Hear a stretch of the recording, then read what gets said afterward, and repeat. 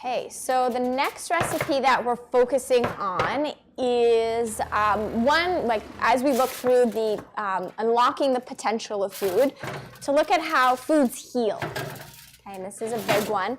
And so, we spoke about like managing side effects, so that's one way, but really focusing on these foods that reduce inflammation. So I'm sure many people have heard kind of this anti-inflammatory diet.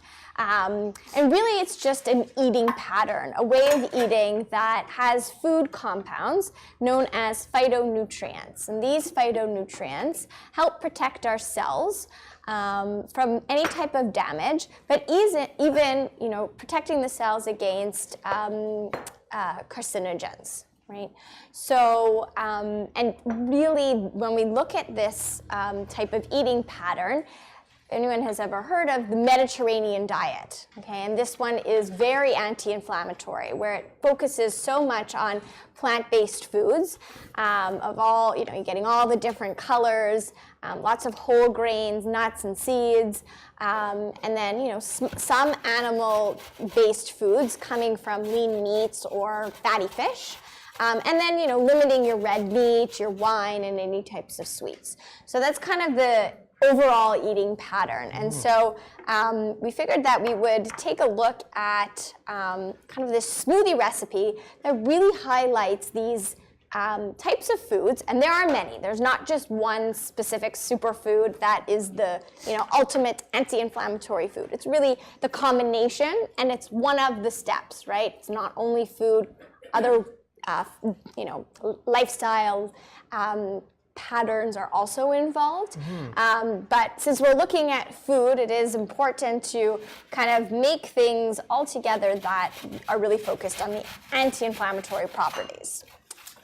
Yeah, so we're wanted to bring in a nice refreshing smoothie. When we were developing this recipe, we talked about beets and beets in a smoothie. Beets, I think you can, you have some lovers and haters, especially of the red beets, they can be very strong. But these golden beets, these yellow beets, nice bright golden yellow color, they're a little bit milder in flavor in regards to like their beet or earthiness. And they work really well in the smoothie. So when we put this recipe together, it was really, really nice and refreshing. What I like about it is we're putting everything in. So you're getting the entire vegetable in there, and we're just using a grater, just like a box grater to grate through the vegetables. And when we talk about those anti-inflammatory properties within like the vegetable and fruit category, the color of whatever you're eating is a clue to the fact that it is a phytonutrient, so a compound that helps protect those cells. So Jeremy's using a green apple, so that's one. He mentioned the beets, which you're bringing in the yellow. You're getting your blueberries, so that blue color. Ginger is another one. So you have listed underneath the recipe like a bunch of different foods that have those anti-inflammatory properties. And specifically today we're looking at the ones that have polyphenols. Okay, and that's just one of the categories of the anti-inflammatory properties that you want to bulk up in the foods that you eat. All right, so I've got some, again, just grated. And again, the color is just unbelievable, so vibrant. Yeah, when we talk about eating the rainbow, right? You get your reds, your oranges, yellows, greens, purples, blues. Now the one thing with these yellow beets, even the apple, is that they will oxidize pretty quickly. So they'll start to sort of turn brown on you because they're exposed to oxygen, right? And you want to, it's a little more appetizing if it stays nice and vibrant yellow and green. So what we want to do is add some lemon juice, and that citrus is going to help prevent the oxidation. So we're going to go with about half a lemon, just catch the seeds. It also has, again, citrus fruit are one of those anti-inflammatory foods, right? So it does have polyphenol characters in there as well. So adding that in not only helps with the oxidation, so browning but there are some nutrition benefits as well. Yeah.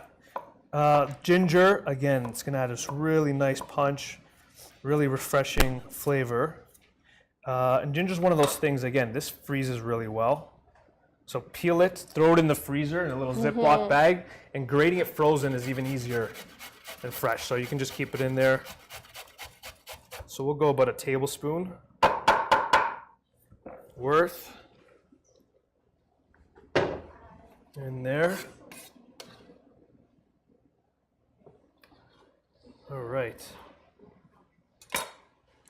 And we're gonna throw it on top. It smells so good. Yeah. So we have the lemon, we have the ginger, we have the apple, we have the beet. And we'll add just a little bit of water. We don't need too much, so I don't want to dilute it that much. And then we can have some protein in there with the nice yogurt. Yeah. I'll add some creaminess to it as well. Yeah, so kind of you're using a plain. Yeah, just a plain yogurt. Yeah, not the flavored ones, because again, you have so much flavor in here. Yeah. And again, kind of thinking about what are you using this for? Is it a snack? You know, if maybe you're putting in the protein because you want to add bulk, maybe it's more of like a breakfast, right? As a smoothie. So it's just depending on like where you're going, what you're doing, what you're using it for. Yeah.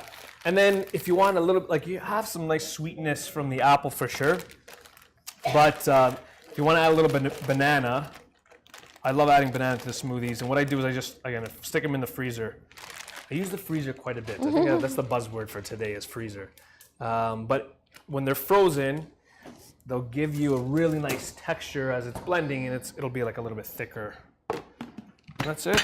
I'm gonna plug it in. Yeah.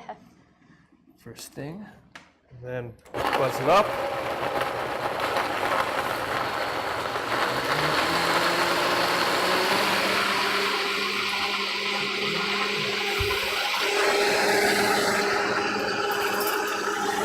You can top it.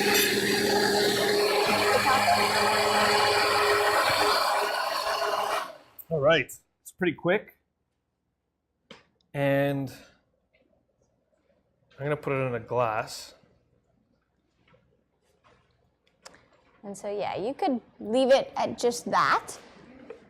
But if you want to get fancy and take a picture of your smoothie, you might want to add a few toppings. So what we have here are frozen blueberries, sunflower seeds, and ground flax seeds. So the sunflower seeds are going to add a little bit more of a crunch. And again, some of those healthy fats, a little bit of protein. The blueberries are adding kind of that nice color of the anthocyanins, which are the anti-inflammatory properties. And then lastly, we have the ground flax seeds. And so these are great because they are high in omega-3 fatty acids.